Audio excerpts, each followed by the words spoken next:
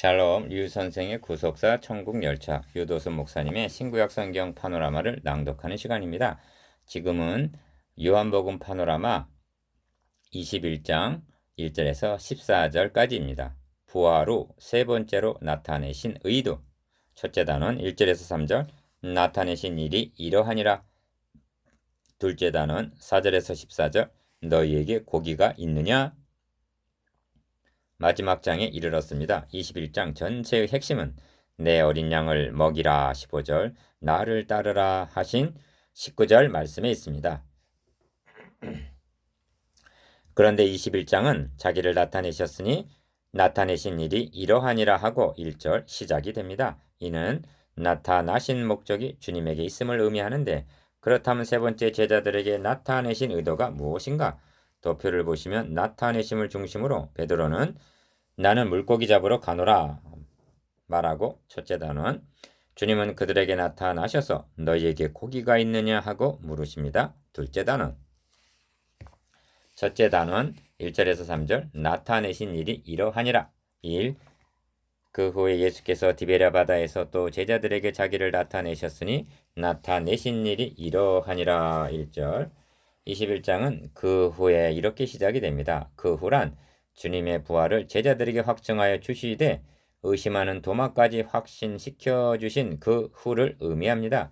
1절에는 나타내심이란 말이 강조되어 있는데 나타내셨다는 말은 열어서 보여주신 계시를 의미합니다. 20장에는 세 번의 나타내심이 있습니다. 첫 번은 마리아에게 나타내시고 20장 14절, 두 번째는 도마를 제외한 제자들에게 나타내시고 19절, 세 번째는 도마를 포함한 제자들에게 나타내셨습니다. 20장의 나타내심의 목적은 분명합니다. 주님의 부활을 확신시켜 주시고자 하는데 목적이 있었던 것입니다. 그러하기 때문에 손과 옆구리를 보여주셨고 20절 너의 손을 내밀어 내 옆구리에 넣어보라 하고 27절 라고까지 하셨던 것입니다. 그렇다면 21장의 나타내심의 목적은 무엇인가? 통상적으로 주님을 세 번 부인한 베드로를 치유하시기 위해서라고 말합니다. 그런 의미도 있을 것입니다만 그렇게 한정을 한다면 나타내신 목적이 너무 협소해지고 맙니다. 제자들은 갈릴리에서 만나자는 주님의 약속 때문에 그리로 내려간 듯합니다. 마가복음 16장 7절 그러나 언제 어느 장소에서 만나 뵙게 될지에 대해서는 더 이상 알지를 못했습니다. 기억 시몬 베드로와 디두모라 하는 도마와 갈릴리 사람 가나 사람 나다니엘과 세베대 아들들과 또 다른 제자 둘이 함께 있더니 2절 2. 시몬 베드로가 나는 물고기 잡으러 가노라 하며 저희가 우리도 함께 가겠다 하고 나가서 배에 올랐으니 이 밤에 아무것도 잡지 못하였더니 합니다. 3절 이 밤에 아무것도 잡지 못하였더니 이것이 주님께서 나타내신 배경적인 설명입니다. 이 말씀은 베드로가 주님을 부인하던 안나스의 뜰이 아니라 제자들이 주님을 처음 만났던 누가복음 5장으로 인도해 줍니다. 그 당시도 우리들이 밤이 맞도록 수고를 하였으되 얻은 것이 없지만 라고 한 것과 같은 상황이었습니다. 누가복음 5장 5절 이것이 어찌 베드로 한 사람의 처지와 형편이며 베드로 한 사람을 위한 나타내심이라 한정할 수가 있단 말인가?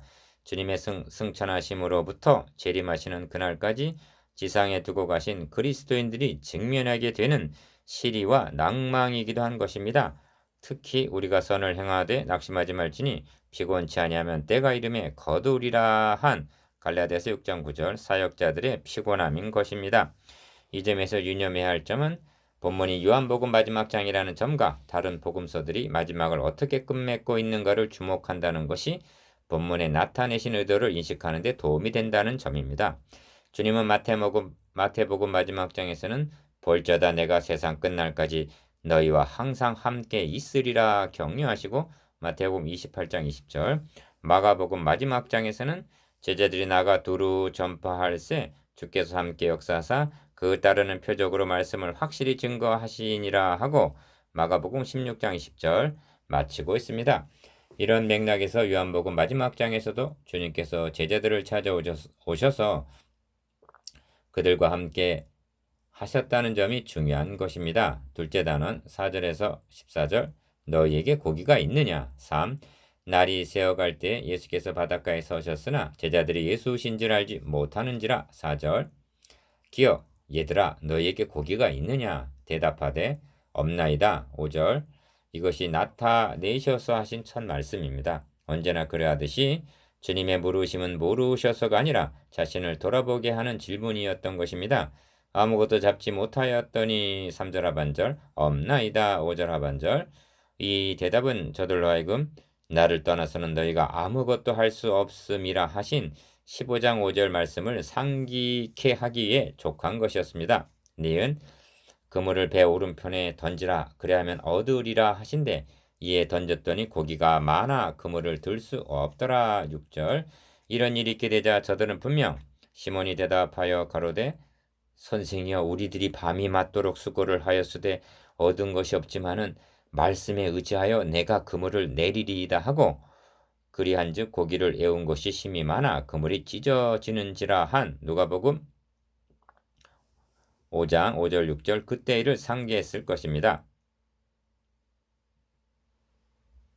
4. 그래서 예수의 사랑하시는 그 제자가 베드로에게 이르되 주시라 하니 시몬 베드로가 벗고 있다가 주라 하는 말을 듣고 겉옷을 두른 후에 바다로 뛰어 내리더라. 7절.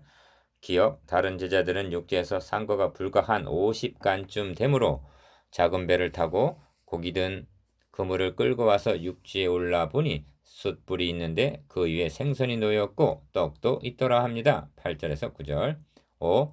예수께서 가라사대 지금 잡은 생선을 좀 가져오라 하신데 시몬 베드로가 올라가서 그물을 육지에 끌어올리니 가득히 찬 큰 물고기가 153마리라 이같이 많으나 그물이 찢어지지 아니하였더라. 10절에서 11절. 기억 예수께서 가라사대 와서 조반을 먹으라 하시고 떡을 가져다가 저에게 주시고 생선도 가져다가 저에게 주셨습니다. 제자들은 받아 먹으면서 주님이신 줄 아는 거로 당신이 누구냐? 감히 묻는 자가 없더라 합니다. 12절. 디베랴 바닷가에서 나타내심은 20장에서처럼 부활 자체를 계시하시려는데 목적이 있었던 것이 아닙니다. 왜냐하면 21장에서는 어느 누구도 주님의 부활에 대해 의심하고 있는 모습이 보이지 않기 때문입니다. 또한 주님 자신도 이에 대한 언급이 전혀 없습니다. 그렇다면 복음서의 기록 목적 20장 30절에서 31절까지를 말씀한 사도 요한이 21장을 기록한 의도가 어디에 있는가? 마태가 복음서를 끝마치면서 마지막으로 한 말씀은 볼지어다 내가 세상 끝날까지 너희와 항상 함께 있으리라 한 말씀입니다. 요한복음은 내가 세상 끝날까지 너희와 항상 함께 있으리라 하심을 말씀으로서가 아니라 실제적인 한 폭의 아름다운 장면으로 표현해 주고 있는 것입니다. 제자들이 옛 생활로 되돌아간 듯한 행동에 대해서 주님께서는 이런 방구 책망을 하지 않으셨습니다. 중요한 점은 제자들이 삶의 현장에서 그것도 피곤과 시리에 빠져 있을 때 주님께서 찾아오셨다는 점입니다. 어쩌면 갈릴리 바닷가 거기가 주님께서 만나자고 약속하신 장소였을지도 모릅니다. 부활하신 주님께서는 내가 너희를 고아와 같이 버려두지 아니하리라 14장 18절 말씀하신 대로 제자들과 항상 함께 하신다는 점을 보여주는 것, 이것이 21장을 통해서 나타내고자 하는 주님의 자기 계시였던 것입니다.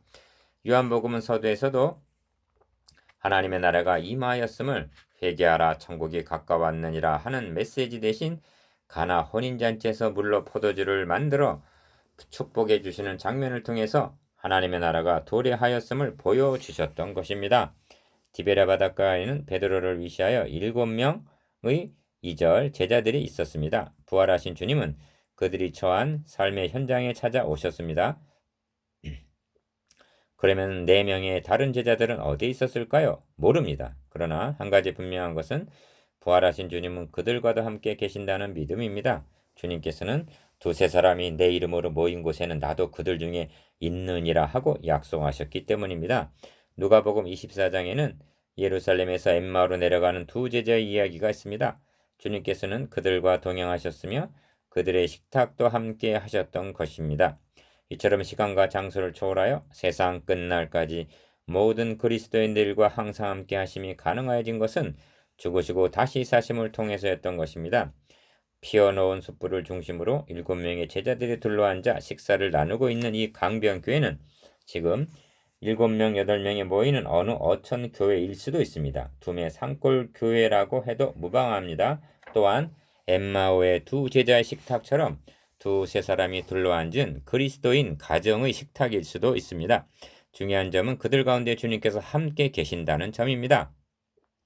이런 맥락에서 주님께서 자기를 나타내신 이 계시는 모든 그리스도인들을 포괄하고 있는 것입니다. 그러므로 우리의 고백은 주님의 이름으로 모일 때마다 그리고 식탁에 둘러앉을 때마다 이 식탁은 주님께서 준비하여 주신 식탁이라는 것과 우리와 함께 하신다는 감사와 감격이 있어야 한다는 이것이 세 번째 나타내신 의도라는 말씀입니다. 제자들은 주님께서 자기들과 함께 계심을 확신했습니다. 앞으로도 그러할 것입니다. 그리고 주님은 제자들의 필요를 아셨습니다. 그리고 공급해 주셨습니다. 153마리라 한 표현이 말해 주듯이 이는 환상이나 꿈이 아니라 분명한 실제 상황이었습니다. 제자들은 기쁨과 놀라움으로 상기되어 있었을 것입니다. 마치 야곱이 죽은 줄로 알았던 요셉이 자기를 태우려고 보낸 수레를 보고야 기운이 소생한지라 조카도다. 내 아들 요셉이 지금까지 살았으니 내가 죽기 전에 가서 그를 보리라 한 것 같이 말입니다. 창세기 45장 27절에서 28절. 제자들도 처음에는 그들 가운데 함께 계시는 주님을 알아보지 못했다 하고 말씀합니다. 4절. 여러분 우리도 그러하지는 않습니까? 예배를 드리면서도 주님의 임재를 알아보지 못하고 삶의 현장에서도 주님의 동행하심을 알아보지 못하고 살고 있지는 아니합니까? 예수 그리스도는 어제나 오늘이나 영원토록 동일하십니다. 히브리서 13장 8절. 이것은 예수께서 죽은 자 가운데서 살아나신 후에 세 번째로 제자들에게 나타나신 것이라. 14절. 묵상해 봅시다. 1. 너희에게 고기가 있느냐 물으심에 대해서. 2. 와서 조반을 먹으라 하심에 대해서. 3. 세 번째 나타내신 의도에 대해서.